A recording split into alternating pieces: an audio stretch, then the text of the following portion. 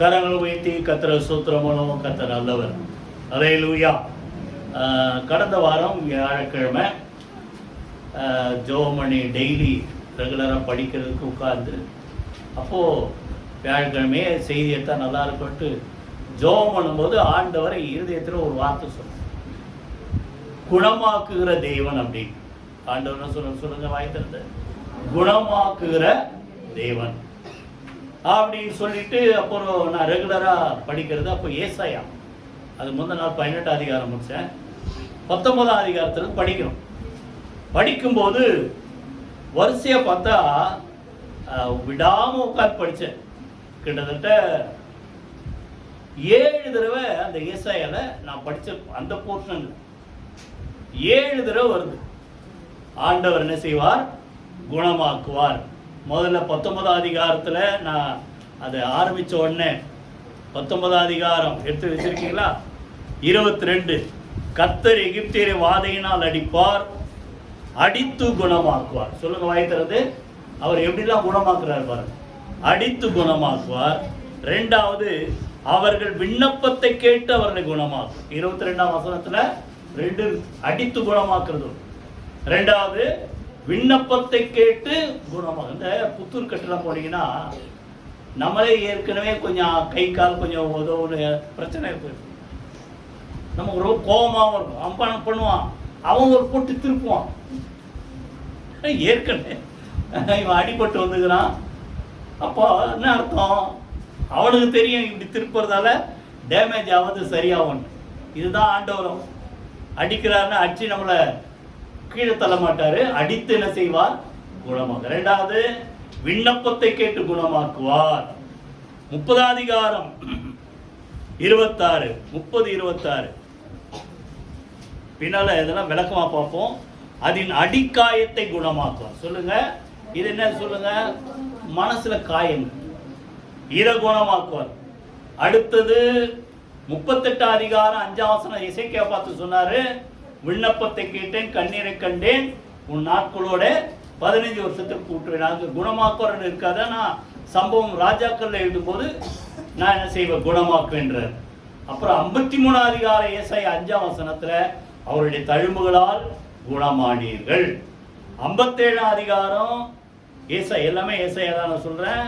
57 அதிகாரம் 18 19 பார்த்தா அவர்கள் வழிகளை பார்த்து நான் அவர்களை குணமாக்குவேன். பின்னால 18ஆம் வசனத்துல வழிகளை பார்த்து குணமாக்குவேன். 19ஆம் வசனத்துல நான் அவர்களை சிருஷ்டித்தேன், என்ன செய்கிறேன்? அவர்களை குணமாக்குவேன். 7 தடவை அன்னைக்கு படித்த அந்த போர்ஷன்ல மாத்திரம் பைபிள் முழுசாக எடுத்து பார்த்தீங்கன்னா எல்லா இடத்துல இருக்கும். பழைய ஏற்பாடுலேயே இருக்குது, சொல்லுங்க, புதிய ஏற்பாடுலேயே இருக்கு. ஆண்டவர் நம்மை வாயத்தில் சொல்லுங்க குணமா. பக்கத்தில் கையை பிடிச்சி சொல்லுங்க, கர்த்தர் உன்னை குணமாக்குகிறவர். சொல்லுங்க நல்லா. ஆமா, நீங்க சொல்ற வார்த்தைகளும் சரியாய் கர்த்தர் உங்களை குணமாக்கும். யாத்ராமத்தில் பார்த்தீங்கன்னா 15 அதிகாரம் ஏலியனுக்கு கிட்ட வராங்க. அந்த கிட்ட வரும்போது தண்ணி கசப்பா இருக்கு. அதுக்கு முன்னாடி உடனே அதுக்கு என்ன பண்றாங்க? பேர் வச்சாங்க மாறா. ஆண்டவர் என்ன பண்ணாரு? மோசேக்கு ஒரு மரத்தை காண்பித்தார். அந்த மரத்தை அந்த தண்ணியில போட்டவொடனே அங்க என்னாச்சு சொல்லுங்க? அந்த தண்ணீர் அப்பொழுது என்னாச்சு? மதுரமான தண்ணீராய் மாறிட்டு. அப்பதான் சொல்றாரு, நீ உன் தேவனாக 26ஆம் வசனம் 15-26 கேட்டு அவர் பார்வைக்கு செம்மையானதை செய்து அவர் கட்டளைகளுக்கு செவி கொடுத்து அவருடைய நியாமங்கள் யாவை கை கொண்டால் நான் எகிப்திற்கு வரப்பண்ண வியாதிகள் ஒன்றையும் உனக்கு வரப்பண்ண மாட்டேன். தேவன் சொன்ன கட்டளை. சொல்லுங்க வாய்த்திருந்து. எகிப்திற்கு வரப்பண்ண ஒரு வாதை என்ன மாட்டான்? உனக்கு வரப்பண்ண மாட்டேன். ஏன்னா நானே உன் பரிகாரியான கர்த்தர். இந்த பரிகாரியான கர்த்தர்ன்றதுக்கு I am the healer, I am the Lord that heals you, இப்படி நிறைய வசனம். அப்போ நான் தான் உன்னை குணமாக்குகிற தேவன். புரியுதா? இப்போ சொல்றாரு அங்க தண்ணீரை குணமாக்கி அவங்களுக்கு கசப்பை நீக்கினார். அதை போலதான் உன் வாழ்க்கையில எந்த வியாதி வராதபடிக்கு சொல்லுங்க. எசேக்கியா சொல்ற தெரியுமா? மகா கசப்பு வந்து ஏன் வியாதி படுக்கையில் இருக்கும்போது நான் பழைக்கணும் உயிரோடு இருக்கணும் தெரியல. ராத்திரி முழுசும் கொக்கு மாதிரி கூவிட்டே இருந்தாராம். மறுநாள் விடிய காலில் நான் பார்ப்பேனான்ட்டு. இதெல்லாம் ஏசாயா 38 அதிகாரத்தில் புரியுதா? அப்போ மகா கசப்பு வந்தது. ஆனா கர்த்தரை மேல இரக்கம் பாராட்டி என்னை குணமாக்கினார். அதுபோல இங்க தண்ணி கசப்பா இருந்தது. அந்த மரம் எதுன்னு ஆண்டவராக இயேசு கிறிஸ்துடைய சிலுவைக்கு ஒரு அடையாளம், நிழல் போட்ட உடனே அந்த கசப்பான தண்ணி மதுரமா மாறுச்சு. நம்ம வாழ்க்கை கர்த்தர் மாற்றுவார். அங்கதான் சொல்றாரு, நான் சொல்ற வார்த்தைப்படி நீ நடந்தா உனக்கு எந்த வியாதி வராதபடி உன்னை காப்பேன். சொல்லுங்க, நானே உன் பரிகாரியான கர்த்தர், நானே உன்னை குணமாக்குகிற தேவன். ஓ இதுல நிறைய விஷயம் 7 பார்த்தோம்ல, ஏசாயால 3 தான் பார்க்கணும். அது சுருக்கம் எல்லாமே அதுல அடங்கிடும். சுருக்கமா 3 விஷயம் பார்க்க போறோம். 3 காரியம் கர்த்தர் நம்மளை எப்படி குணமாக்குறார். முதல்ல இந்த 19 அதிகாரம் நம்ம வாசிச்சோமே, அங்க வாங்க. 19 அதிகாரம் 22ஆம் வசனம். 19:22.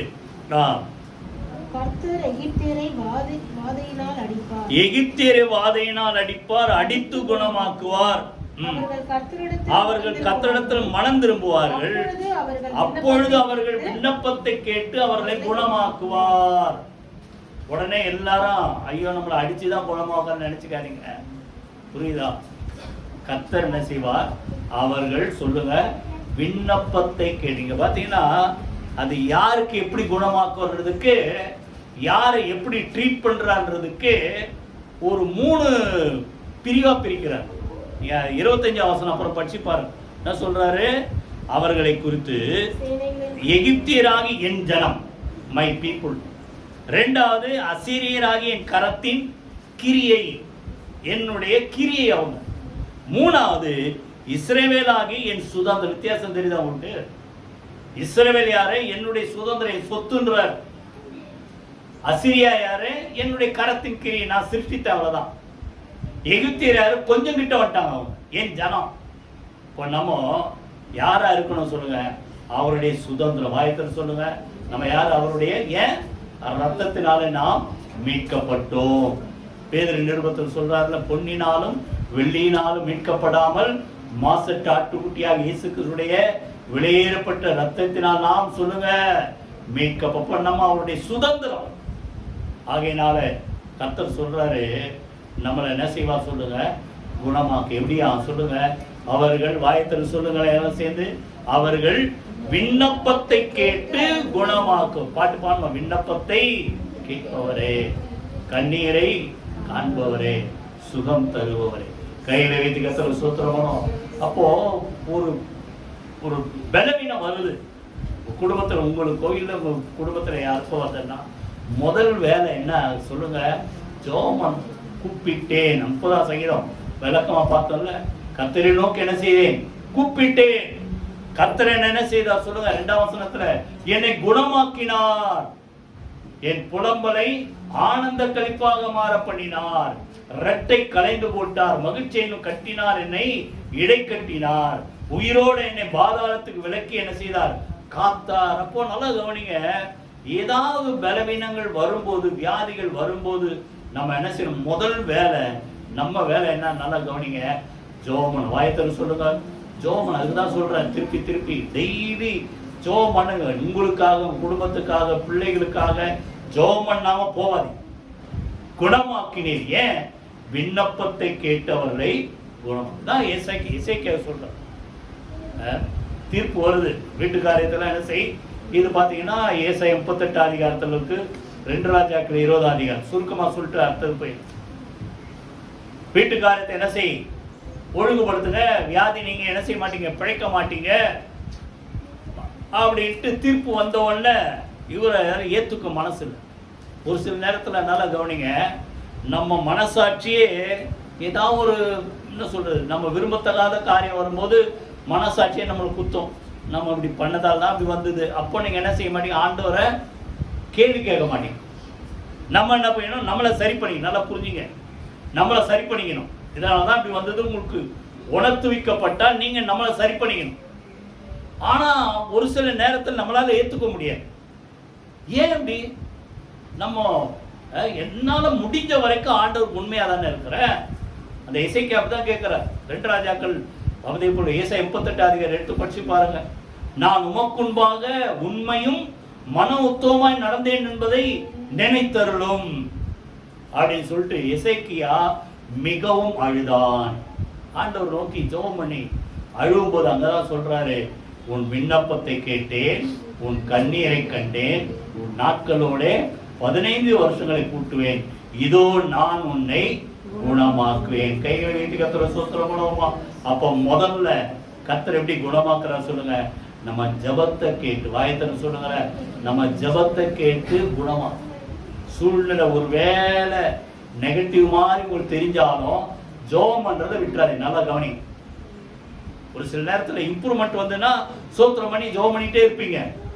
இம்ப்ரூவ்மெண்ட்டே வரல, நெகட்டிவா இருக்குது. நான் சொல்ற எத்தனை புரியுது? அப்படின்னா ஜெபம் பண்றதை விட்டுறாதீங்க. இந்த 10ஆம் அதிகாரம் மார்க்ல பாத்தீங்கன்னா பத்திவேன்ற என்னது குருடன் பிச்சை கேட்கிறான். ஆண்டவரே தாவீதின் குமாரன் எனக்கு இறங்கும் அப்படின்ட்டு கூப்பிட்ட உடனே கூட இருந்தவங்க என்ன பண்ணாங்க? அதட்டுறாங்க. ஏய் சுமார் பிச்சைக்காரன் குருடன் டிஸ்டர்ப் பண்ணாத, அதட்டினார்கள். போடு விட்டார் அவரு. இன்னும் அதிகமா வாய்த்தர சொல்லுங்க, இன்னும் அதிகமாய் கூப்பிடத்தோ. அப்ப நல்லா கவனிங்க. உங்களுக்கு ஒரு இம்ப்ரூவ்மெண்ட்டே வரல, நடக்கிற மாதிரியே தெரியல, ஒரு டெவலப்மெண்ட்டே இல்ல, இருந்தாலும் உங்க ஜபத்தை விட்டுறக்கூடாது. எத்தனை பேர் புரியுது? அவர் புகழ்ச்சி ஆக்குகிற வரைக்கும் ஏசாயால தான் சொல்ற, அவரை என்ன செய்யாதீங்க, அமெரிக்கா இருக்க விடாதீங்க. அப்படின்னா ஜபத்துல கூப்பிட்டுட்டே இருங்க. எங்கள் தேவனாகிய கர்த்தர் எங்களுக்கு இரக்கம் செய்கிற வரைக்கும் எங்கள் கண்கள் சொல்லுங்க அவரையே நோக்கி இருக்கிறது. கைவீதி கர்த்தர் ஸ்தோத்திரம் பண்ணுவோம். அப்போ ஜபத்தை என்ன செய்யக்கூடாது சொல்லுங்க, விட்டுறக்கூடாது. அதே போல இவன் தடை வந்தாலும் சும்மா இருக்கல, பேசாம இருன்றாங்க, பேசாம இருக்கல. எங்க சொல் போட்டுருக்குது, இன்னும் அதிகமா கூப்பிட்ட உடனே ஆண்டவர் அவனை அழைத்து வர சொல்றாரு. அழைத்து வந்தவனை தான் இப்போ அவனை பார்த்து கேட்கிறாரு, நான் உனக்கு என்ன செய்யணும்னா அவன் சொல்றான், ஆண்டவரை நான் என்ன செய்யணும் சொல்லுங்க, பார்வை அடைய வேண்டும் சொன்னவன, உன் விசுவாசம் உன்னை ரட்சித்தது அப்படின்னோடனே அவனுக்கு பார்வை வந்தது. வழியில இயேசுக்கு என்ன செய்யறான் சொல்லுங்க, பின் சென்றான். கைகளை வீதிக்கத்தர சோத்திரம் பண்ணுவான். அப்போ முதல்ல நம்ம கடமை, நம்ம பொறுப்பு என்ன சொல்லுங்க, நம்ம விடாம என்ன செய்யணும், தினந்தோறும் சொல்லுங்க, வாய் திறந்து ஜெபம் சொல்றாரு. அவர்கள் சொல்லுங்க விண்ணப்பத்தை கேட்டு நான் அவர்களை என்ன செய்வேன், குணமாக்குவேன். ரெண்டாவது, அது கொஞ்சம் நல்லா விளக்கமா கொஞ்சம் பார்க்கறது நல்லது. ஏசாயா 53:5 எடுத்து வாசிங்க. ஏசாயா 53:5 எப்படி குணமாக்குவார்? நம்முடைய மீறுதல் நிமித்தம் அவர் காயப்பட்டு, நம்முடைய அக்கிரமங்கள் நிமித்தம் அவர் நொறுக்கப்பட்டார், நமக்கு சமாதானத்தை உண்டு பண்ணும் ஆக்கினை அவர் மேல் வந்தது, அவருடைய தழும்புகளால் நாம் குணமாகிறோம். You are healed. நீங்கள ஏற்கனவே அவருடைய தழும்புகளால கர்த்தர் என்ன செய்தார் சொல்லுங்க, குணமாக்கி இருக்கிறார். எத்தனை பேர் புரியுது? நம்மளை என்ன செய்தார்? ஏற்கனவே ஆண்டவர் சிலுவையில 2000 வருஷத்துக்கு முன்பாக சிந்தின ரத்தத்தினாலே, அவர் தம்முடைய ஜீவனை நமக்காக கொடுத்ததினாலே, ஆக்கினை அவர் சுமந்து தீர்த்தபடியினாலே நமக்கு கர்த்தர் சமாதானத்தை கொடுத்தார். அவர் சிலுவையில அடைந்த அந்த காயங்களினாலே, அவருடைய தழும்புகளாலே நாம் என்ன செய்யப்பட்டோம் சொல்லுங்க, குணமாக்கப்பட்டோம். கைகளை வைத்து கர்த்தரை ஸ்தோத்திரம் பண்ணோம். அப்ப ரெண்டாவது, அவருடைய தழும்புகளால் நாம் குணமாக்கப்பட்டோம் அப்படிதான் சொல்றோம். பேதுரு நிருபத்துல அவருடைய தழும்புகளால் நீங்கள் குணமானீர்கள். இப்ப நல்லா கவனிங்க, இது எப்படி குணமாக்குறாருன்னா, முதல் வசனத்தை வாசி. ஏசாயா 53:5 அவருடைய தழும்புகளால் குணமானீர்கள். புரியுதா? முதல் வசனம் வாசிங்க. எங்கள் மூலமாக கேள்விப்பட்டதை விசுவாசித்தவன் யார்? கர்த்தருடைய புயம் யாருக்கு வெளிப்பட்டது? அப்ப நல்லா கவனிங்க, யாருக்கு இதெல்லாம் நடக்கும்? ஏசாயா 53 அதிகாரம் முழுசுமே பார்த்தா அவ்வளோ ஆசீர்வாதம். புரியுதா? நமக்கு சந்தோஷம், அடுத்தது சமாதானம், ஆத்தும மீட்பு, சுகம், ஆக்கினையிலிருந்து விடுதலை, இப்படி நிறைய இருக்கு. இதெல்லாம் யாருக்குன்னா எங்கள் மூலமா கேள்விப்பட்டதை சொல்லுங்க வாயை திறந்து, விசுவாசிக்கிறவங்களுக்கு தான். இதெல்லாம் சொல்லுங்க வாயை திறந்து, விசுவாசிக்கிறவர்களுக்கு அவருடைய தழும்புகளால் நிச்சயமா என்ன செய்வோம் சொல்லுங்க, குணமாக்கப்படுவோம். அப்போ இயேசு எனக்காக சிலுவையிலே அடிக்கப்பட்டார், எனக்காக காயப்பட்டார், எனக்காக ரத்தம் சிந்தினார், எனக்காக ஜீவனை கொடுத்தார், அடக்கம் பண்ணப்பட்டார், 3ஆம் நாள் மரணத்தை ஜெயித்து என்ன செய்தார் சொல்லுங்க, உயிரோடு எழும்பினார்ட்டு நீங்க யாரெல்லாம் அதை மறுக்க முடியாத உண்மை. ஆனா 2வது, அது எனக்காக செய்தார் நீங்க யார் நம்புறீங்களோ, அதை உங்களுக்காக என்று யார் ஏற்றுக்கொள்ளுகிறீர்களோ, உங்களுக்கு அந்த தழும்புகளால என்ன உண்டு சொல்லுங்க வாய் திறந்து, சுகம் உண்டு. கைகளை வைத்து கர்த்தருக்கு ஸ்தோத்திரம் பண்ணுவோமா? அப்ப இது எதனால வருது சொல்லுங்க, அவருடைய தழும்புகளால் தான் குணமாறும். ஆனா எதனால? அந்த தழும்பு எனக்காக, இயேசு எனக்காக காயப்பட்டார், இயேசு எனக்காக அடிக்கப்பட்டார், இயேசு எனக்காக மரித்தார், எனக்காக உயிரோடு இருந்தார். யார் அதை எனக்குன்னு எடுத்துக்கிறாங்களோ அந்த விசுவாசம் அவர்களை என்ன செய்ய சொல்லுங்க வாயை திறந்து, குணமாக்க. 2வது சுகம் எதனால சொல்லுங்க, விசுவாசத்தின். வாயை திறந்து சொல்லுங்களேன், விசுவாசத்தினாலே. முதல்ல ஜெபத்தினால, வாயை திறந்து சொல்லுங்க, ஜெபத்தினாலே. 2வது சொல்லுங்க விசுவாசத்தினால. இன்னொரு வசனம் கூட வாசிங்க, அதுக்கப்புறம் அதனுடைய பாயிண்ட சொல்றேன். யாத்ராகமம் நான் அடிக்கடி வாசிக்கிற பகுதி, யாத்ராகமம் 23 அதிகாரம் எடுத்துங்க, 23 அதிகாரம் 25 26 2 வசனம் வாசிங்க. உங்கள் தேவனாகிய கர்த்தரையே சேவிக்க கடவீர்கள், அவர் உன் அப்பத்தையும் உன் தண்ணீரையும் ஆசீர்வதிக்கிறார். நல்லா கவனிங்க, அவர் என்ன செய்கிறார், உன் அப்பத்தையும் தண்ணீரையும் ஆசீர்வதிக்கிறார், வியாதியை உன்னிலிருந்து விலக்குவேன். வியாதியை உன்னிலிருந்து. யாத்ராகமம் 23 அதிகாரம் 25. அப்பத்தையும் தண்ணீரை என்ன செய்வார் சொல்லுங்க, ஆசீர்வதிக்கிறார், வியாதியை உன்னிலிருந்து என்ன செய்வார் சொல்லுங்க, விலக்குவார். அப்ப நல்லா கவனிங்க, நீங்க என்ன சாப்பிட்டாலும் 5 நிமிஷம் ஜெபம் பண்றீங்களோ, 3 நிமிஷம் ஜெபம் பண்றீங்களோ, இல்ல 1 நிமிஷமாவது அதை ஜெபம் பண்ணி ஆண்டவர் அதை ஆசீர்வதிக்கணும் ஜெபம் பண்ணிட்டு நீங்க சாப்பிடுங்க, அது உங்களுக்கு பலனா இருக்கும். ஏன்னா அவர் சொல்றாரு, அவர் என்ன செய்தார் சொல்லுங்க, அப்பத்தையும் சொல்லுங்க வாய் திறந்து, தண்ணீரை. அப்படின்னா நம்ம ஆகாரத்தை கர்த்தர் ஆசீர்வதிக்கிறார். அவர் ஆசீர்வதிச்சிட்டா அது நமக்கு என்னவாதான் இருக்கும் சொல்லுங்க, பலனாதான் இருக்குமே தவிர ஒரு நாள் அது எந்த வகையிலும் என்ன செய்யாது, வியாதியை கொடுக்காது, டிஸ்டர்ப் பண்ணாது, எந்த தொந்தரவும் பண்ணாது. ஒரு சில நேரத்தில் இதை சாப்பிட்டதால் தான் வந்துச்சு சொல்லுவீங்கல்ல, ஏன் வந்தது, நம்மளா தெரிஞ்சுக்கிட்டு கெட்டு போனது சாப்பிடக்கூடாது, அதுக்கும் ஞானம் இருக்கு, புரியுதா? ஆனா நார்மலா சாப்பிடுறீங்க, டெய்லி ஜோமன்ட்டு சாப்பிடுங்க, எவ்வளவு நேரம் ஆக போகுது, புரியுதா? நீங்க வீட்டுல மாத்திரம் இல்லை, வெளியே வேணா கூச்சப்படாதீங்க, யாரா பார்த்தா ஏதாவது நினைப்பாங்களோ, ஒண்ணும் இல்லை, நம்ம வயிறு நமக்கு ஏத்துக்கணும், ஆண்டவர் கொடுத்ததுக்கு என்ன செய்யுங்க, யார் பார்த்தாலும் பரவாயில்ல, கையை வச்சு 1 நிமிஷமாவது என்ன செய்யுங்க, ஜோமன்ட்டு சாப்பிடுங்க. வியாதி என்ன செய்வார், அந்த ஆகாரத்தை ஆசீர்வதிப்பார், வியாதி விலக்குவார். அடுத்து சொல்றாரு, நல்லா கவனிங்க, இந்த சாப்பாடு உங்களுக்கு பலன் கொடுத்து எந்தெந்த வகையில குணமாக்குவாராம், கர்ப்பம் சொல்லுங்க, கர்ப்பம் விழுகிறதும் மலடும் உன் தேசம். இது ஒரு பலவீனம், கர்ப்பம் தரிக்க முடியாத ஒரு பலவீனம். 2வது கர்ப்பம் விழுகிறது, அது ஒரு வீக்னஸ், கர்ப்பம் தரிக்கும் அது நிக்காது. இப்ப இது ஒரு வீக்னஸ். இப்போ கர்த்தர் நம்மள ஆகாரத்தை ஆசீர்வதிக்கும் போது, நம்மளை ஆசீர்வதிக்கும் போது இப்படிப்பட்ட பலவீனங்களை கர்த்தர் நீக்கி சொல்றாரு, உன் ஆயுசு நாட்கள் 26ஆம் வசனத்தின் கடைசி பகுதி சேர்ந்து வாசிங்க, உன் ஆயுசு நாட்களை பூரணப்படுது. நல்லா கவனிங்க, 2 விஷயம் இருக்குது. நீங்க சாப்பிடுற சாப்பாடு உங்களுக்கு நீடித்த நாட்களை கொடுக்கும், நம்ம ஆயுசு நாட்கள் பூரணப்படும். 2வது 26ஆம் வசனத்துல முன்பகுதி என்ன சொல்றாரு, உனக்கு ஒரு பலவீனம் இருக்கு. என்ன பலவீனம், கர்ப்பம் தரிக்க முடியாத ஒரு பலவீனம், அதே நீக்குவார். அடுத்தது அதான் மலடு. 2வது கர்ப்பம் தரிக்குது, கர்ப்பம் நிக்காதபடிக்கு என்னது, விழுது போகுது, இது ஒரு பலவீனம். அப்போ இங்க என்ன சொல்றாரு, நீங்க விசுவாசித்தா நீங்க சாப்பிடுற சாப்பாடு உங்களுக்கும் பலனா இருந்து உங்க ஆயுசு நாட்களை பூரணப்படுத்தும். 2வது நீங்க ஒரு நாள் பயப்படாதீங்க. உங்களுக்குள்ள ஒரு கர்ப்பம் தரிக்க, எனக்கு இல்ல உங்களுக்கு பார்த்து சொல்றேன், கர்ப்பம் தரிக்க ஒரு பலன் கொடுத்தா அந்த பலனை கர்த்தர் ஆசீர்வதித்து, அந்த கர்ப்பத்தை கர்த்தர் ஆசீர்வதித்து உங்களை பூரணப்படுத்துற மாதிரி உள்ள வளருகிற அந்த கருவையும் கர்த்தர் என்ன செய்வார், அதனுடைய ஆயுசு நாட்களை பூரணப்படுத்துவார்னு அர்த்தம். ஏற்ற காலத்துல நல்ல அருமையான பிள்ளையை நீங்கள் என்ன செய்வீங்க, பெற்றெடுப்பீங்க. கை வைத்து கர்த்தர் சூத்திரம் மூலமா சொல்றாரு, அப்பத்தையும் தண்ணீரையும் இதெல்லாம் விசுவாசிக்கணும்.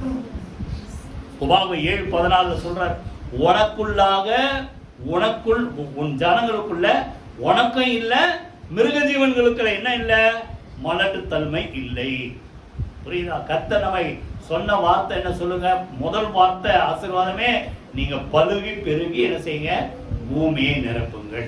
ஆபிரகாமுக்கு சொல்லப்பட்ட முதல் வாக்குத்தத்தமே, நான் உன்னை ஆசீர்வதித்து உன்னை பெருகவே பெருக செய்து உன் பேரை என்ன செய்வேன், பெருமைப்படுத்துவேன். கையில வீட்டு கத்திர சூத்திரம் மூலமா.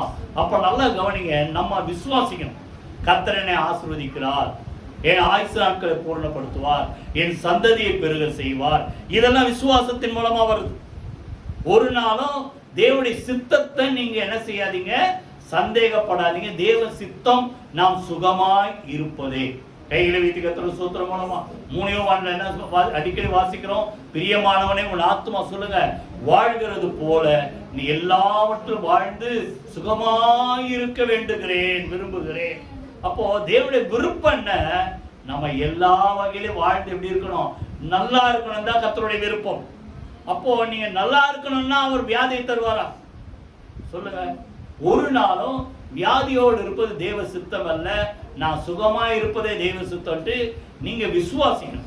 ரெண்டாவது, என் வியாதியை சிலுவையில இயேசு கிறிஸ்து ஏற்கனவே சுமந்து தீர்த்து விட்டார். அவருடைய தழும்புகளான என்னை கர்த்தர் குணமாக்கிட்டார். அந்த சுகத்தை நான் விசுவாசத்தோட பெற்றுக்கொள்ளுகிறேன்ட்டு நீங்க விசுவாசித்தால் உங்களுக்கு என்ன உண்டாக சொல்லுங்க, சுகம். குஷ்டரோகி இயேசு கிறிஸ்து முன்பாக முழங்கால் படி, மார்க் 1 ஆண்டவரே மொக்கு சித்தமானால் என்னை சுத்தமாக்க உம்மால் ஆகும். அவனுக்கு விசுவாசம் இருக்குது, குணமாக்க அவருக்கு வல்லம் இருக்காத நான் நம்புறேன். ஆனா அந்த குஷ்டரோகத்துல நீக்கிறது அவருக்கு சித்தமோ இல்லையோ. இப்ப ஆண்டவர் சொன்ன முதல் வார்த்தை, எனக்கு சித்தம் உண்டு, நீ சுத்தம். அப்ப தேவ சித்தம் என்ன, நம்ம சுகமா வாயத்தன்னு சொல்லுங்க. தேவ சித்தம் என்ன சொல்லுங்க, வாயத்தை நெஞ்சத்தோடு சொல்லுங்களேன், நான் சுகமாய் சொல்லுங்களேன், நான் சுகமாய் இருப்பதே தேவ சித்தம். அப்போ ஒரு வியாதி வந்ததுன்னா நீங்க நம்பணும், இது தேவ சித்தத்துக்கு விரோதமா என் சரீரத்துல வந்திருக்குது, இதை நான் எதிர்த்து நிக்கிற அந்த வியாதி எனக்கு வரக்கூடாது. ஏன்னா எகிப்திற்கு வர பண்ண ஒரு வியாதி உனக்கு என்ன செய்ய மாட்டேன், நான் வர பண்ண மாட்டேன்னு சொல்லிட்டாரு. அப்ப நான் நம்புறேன், எனக்கு இந்த வியாதி வரக்கூடாது. ஓ, யாருக்கும் அந்த பார்சல் நீங்க வாங்குவீங்களா? எங்க வீட்டுல அடிக்கடி நடக்கிற பிரச்சனை என்னன்னா, பக்கத்து அப்பார்ட்மெண்ட்டுக்கு வர வேண்டியதால இங்க ஜீவன்ல கொடுப்பான், பெல் அடிச்சு தொந்தரவு பண்ணி, இந்த பேரை இந்த பேர் இல்லப்பா, இந்த யாரும் இல்லை, ஜீவன் தான் போட்டு நம்பர் நான் போடுது. அவன் இப்போதான் சொல்ல 83 பக்கத்துல. அப்போ வாங்கிடுவீங்களா? அப்போ வியாதி பலவீனம் விரும்பத்தகாத காரியங்கள்லாம் நீங்க முதல்ல எதிர்த்து நில்லுங்க. கர்த்தர் நான் சுகமா இருப்பதே தேவ சித்தம், ஆரோக்கியமா இருப்பதே தேவ சித்தம், நல்லா இருக்கதா தேவ சித்தம். அப்ப அந்த சித்தத்தை மீறி எனக்கு வருது, நான் இதை என்ன செய்ய மாட்டேன், ஏற்றுக்கொள்ள மாட்டேன். விசுவாசோட நில்லுங்க, கர்த்தர் உங்களை என்ன செய்வார் சொல்லுங்க, குணமாக்குவார். இப்போ ரெண்டாவது, தழும்புகளால் யாரை குணமாக்குவார்? விசுவாசி. இந்த அம்மா விசுவாசிக்குது பாருங்க. 12 வருஷம் தோல்வி, இழந்த அந்த செல்வத்தெல்லாம் இழந்து, ஆஸ்தியெல்லாம் இழந்தது, பணத்தெல்லாம் இழந்தது, 12 வருஷம் பெரும்பாடு, எத்தனையோ டாக்டரை பார்த்தது. மார்க் 5 கடைசியில ஒரு நம்பிக்கை, அவர் எல்லாரையும் குணமாக்குறாராம். இப்ப என்னையும் குணமாக்குவார்ட்டு அவர் இப்போ இந்த சைடு வரப்போறார். எப்படியாவது போய் அவரை நான் தொற்றுவேன். ஒருவேளை அவரை தொட முடியலன்னா அவருடைய வஸ்திரத்தை தொட்டாலும் நான் சுகமாகுவேன்ட்டு இருதயத்துல தீர்மானம் பண்ணி விசுவாசத்தோட போய் அவருடைய வஸ்திரத்தை தொட்ட உடனே அவருடைய வல்லமை இறங்கிச்சு. அந்த மகள் முக்கியமா என்ன செய்தால் சொல்லுங்க, ஆரோக்கியமான. அங்கதான் சொல்றாரு, ஸ்திரீயே உன் விசுவாசம் உன்னை சுகமாக்கிட்டு நீ சமாதானத்தோடு போய் உன் வேதனை நீங்கி சுகமாயிரு. கையில வீட்டுக்கு சூத்திரம். முதல்ல விண்ணப்பத்தை கேட்டு நம்ம வேலை ஜெபம். ரெண்டாவது, அவர் மேல வச்சிருக்கிற விசுவாசம் நம்மளை குணமாக்கும். மூணாவது, ரொம்ப சீக்கிரமா 57 அதிகாரம் சொன்னல, அதை எடுங்க. ஏசாயா 57 அதிகாரம் 18.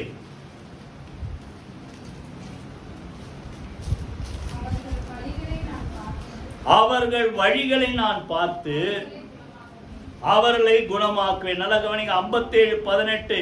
அவர்கள் வழிகளை பார்த்து நான் அவர்களை என்ன செய்வேன் சொல்லுங்க, குணமாக்கப்ப. நல்லா கவனிங்க, ஒரு சில சூழ்நிலை வருது, ஏதோ நடக்குது, நம்ம என்ன செய்யறோம், ஆண்டவர் பார்ப்பார்.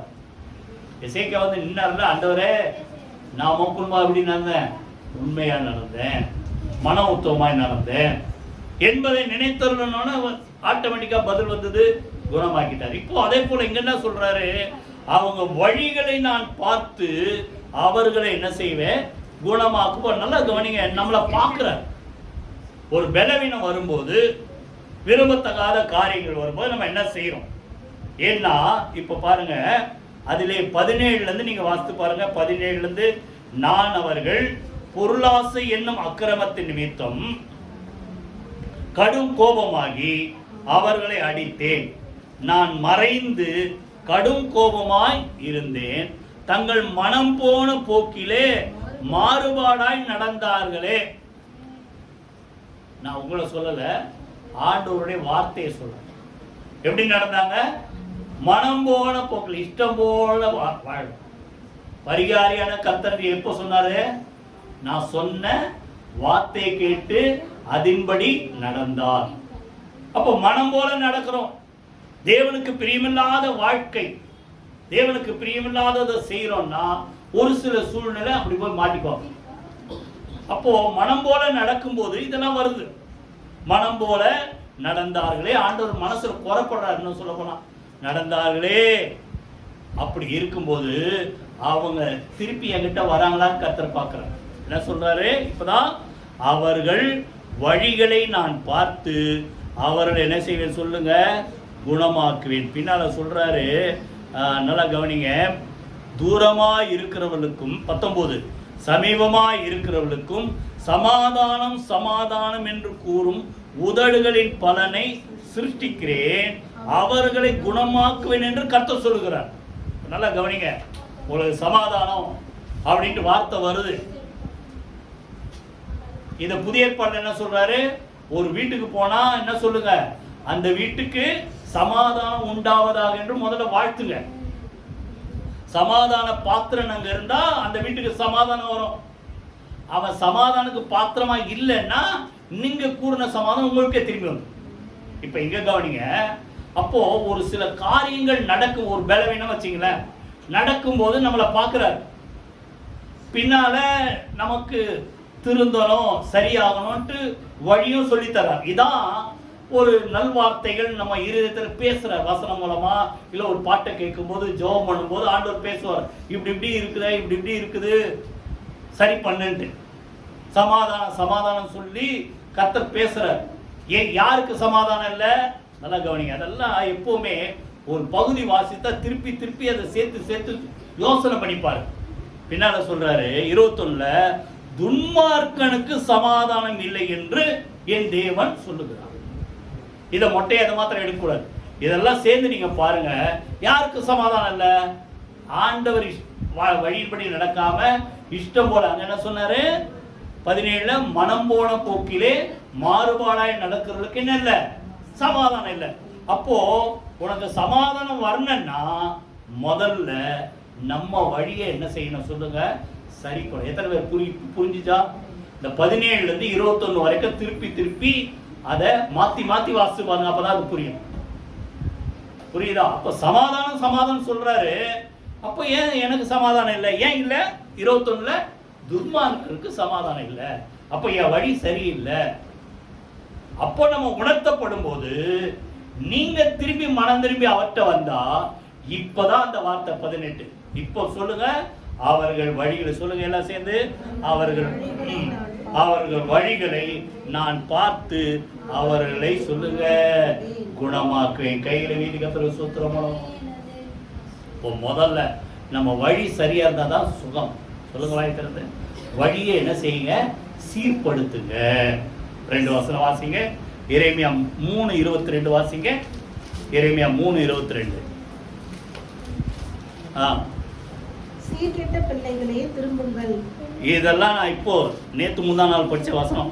சீர்கெட்ட பிள்ளைகளே திரும்புங்கள், உங்கள் சீர்கேடுகளை குணமாக்குவேன். அப்போ சரீரத்துல சுகம் உண்டாகணும்னா முதல்ல நம்ம வழி குணமாக்கப்படணும். எத்தனை பேர் புரியுது? சீர்கேடு இல்லாம நம்ம வழி நல்ல வழியில இருந்தா கர்த்தர் சீர்கேடுகளை குணமாக்குவார். அப்ப சரீரத்துல ஆட்டோமேட்டிக்கா, சொல்லுங்க வாய் திறந்து, சரீரத்துல ஆட்டோமேட்டிக்கா சுகம் வரும். வழிகளை பார்த்து குணமாக்குவேன். இன்னொரு இடத்துல ஏசாயால, அதுவும் இப்போ 2 நாள்ல படிச்சதுதான், வாசிங்க 33 அதிகாரம் 33:24 வாசிங்க. ஏசாயா 33:24. நல்லா கவனிங்க. 33:20 கடைசி வசனம், 33 அதிகாரம் கடைசி.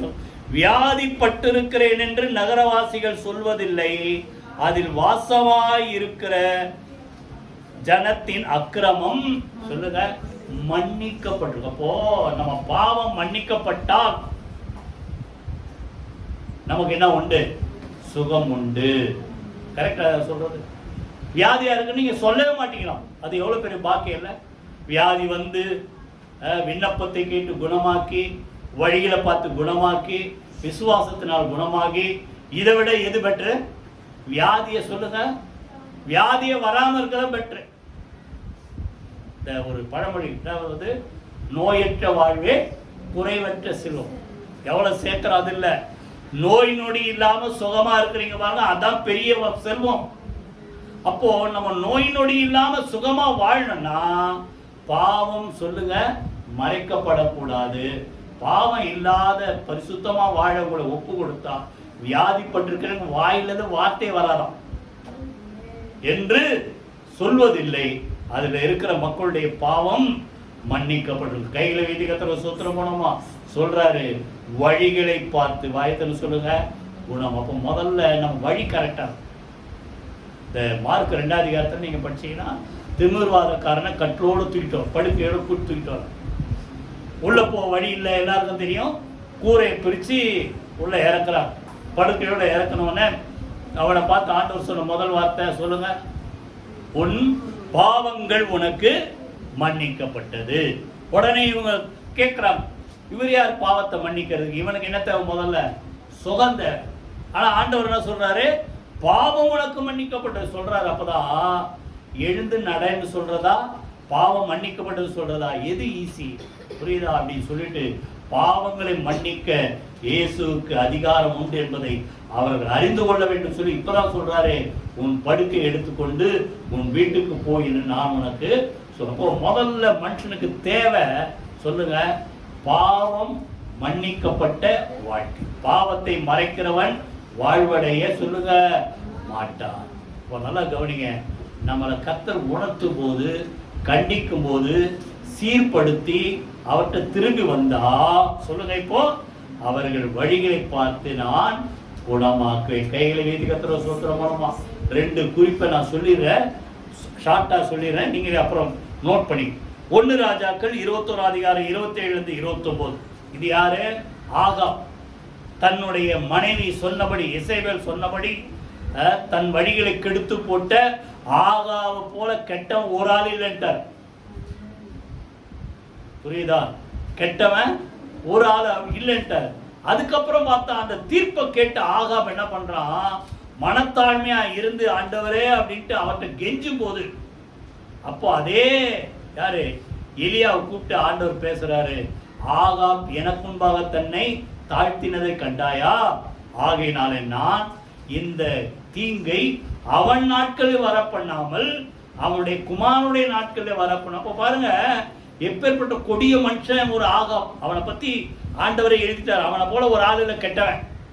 ஆனா அவன் தன்னை தாழ்த்தி ஆண்டவர்கிட்ட மனத்தாழ்மையா இருந்து தேடும் போது கர்த்தர் அவன் மேல இறங்கின மாதிரி, அந்த அளவுக்குலாம் இங்க இருக்கிறவங்க யாரும் அப்படி ஏதோ தப்பும் என்ன செய்யல. புரியுது? எனக்கு தெரிஞ்ச வரைக்கும் சொல்றேன். புரியுது? அதனால கர்த்தர் சொல்றாரு, வழி சரியில்லைன்னா இதெல்லாம் வரும். ஆனா நம்ம என்ன செய்யணும்? அவர்கிட்ட மனம் திரும்பி வந்து அவர்கிட்ட கேட்கும் போது நம்முடைய வழிகளை பார்த்து, சொல்லுங்க வாய்த்தர சொல்லுங்க, அவர்கள் வழிகளை பார்த்து அவர்களை குணமாக்கு. எல்லாரும் எழுந்து கர்த்தரை சோத்திரமணி ஜோமனமா 3 காரியம். கர்த்தர் நம்மை குணமாக்குற தேவன்.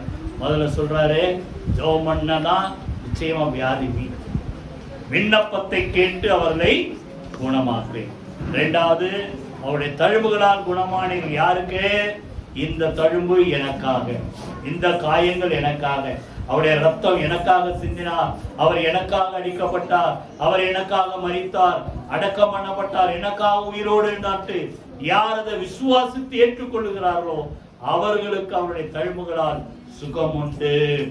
மூணாவது சொல்றாரு, அவங்க வழிகளை பார்த்து இவங்க மனம் திரும்பிட்டாங்க, அவங்க தாழ்மையா நடந்துகிட்டாங்க, என்ன தேடுறாங்க அப்படின்னு சொல்லி அவர்களை கர்த்தர் குணமாக்குவார். இதுல எது உங்களுக்கு இருதயத்துல ஆண்டவர் உணர்த்துறாரோ சொல்லுங்க, கர்த்தரை நோக்கி ஜெபம் பண்ணுங்க. உங்களுக்கா இருந்தாலும் சரி, உங்க குடும்பத்துக்குள்ள இருக்கிற மக்களுக்கா இருந்தாலும் சரி, கர்த்தர் சுகமாக்க வல்லவர். கைகளை வைத்து எல்லாரும் நல்லா கர்த்தரை சூத்திரம் பண்ணுங்க. ஆண்டவர் சுகமாக்க வல்லவர். உங்க வீட்டுல யார் வியாதியில இருந்தாலும், பலவீனத்துல இருந்தாலும், ஒருவேளை உங்களுக்கு எதுவா இருந்தாலும் வாயத்திறந்து கேளுங்க. ஆண்டவரே, பரிகாரியான கர்த்தரை சொல்லுங்க. வாயத்திறந்து, பரிகாரியான தேவன், நானே உன்னை குணமாக்குகிற தேவன். ஆண்டவர் சொன்ன வார்த்தையின்படி ஆண்டவரே, எங்கள் விண்ணப்பத்தை கேட்டு குணமாக்க வல்லவர். அப்படி செய்வதற்காக நன்றி செலுத்துறோம். உடைய தழும்புகளால் எங்கள் ஒவ்வொருவரும் குணமாக்கி இருக்கிறேன். உடைய காயங்கள் எங்களுக்காக, உடைய ரத்தம் எங்களுக்காக சென்றிருக்கிறீர், எங்களுக்காக ஜீவனை கொடுத்திருக்கிறீர். உடைய தழும்புகளாலே ஒவ்வொருவரையும் குணமாக்குவதற்காக நன்றி செலுத்துறோம். ஆண்டவர் உம்மை விட்டு தூரம் போகாதபடிக்கு இடத்துல மனம் திரும்பி வரும்போது அவர்கள் வழிகளை பார்த்து அவர்களை குணமாக்குவேன் சொன்ன வார்த்தைப்படி இரக்கம் பாராட்டி ஒவ்வொருவரை கர்த்தர் சுகமாக்குவதற்காக நன்றி செலுத்துறோம். நாமம் மகிமைப்படுவதா.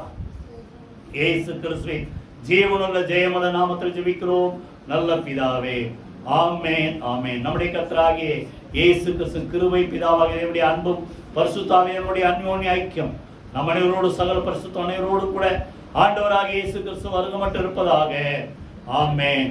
என் ஆத்துமாவே கர்த்தரை ஸ்தோத்திரி, என் முழுமே பரிசுத்த நாமத்தை ஸ்தோத்திரி. என் ஆத்துமாவே கர்த்தரை ஸ்தோத்திரி, அவர் செய்த சகல உபகாரங்களையும் மறவாதே. ஆமென், ஆமென். God bless you.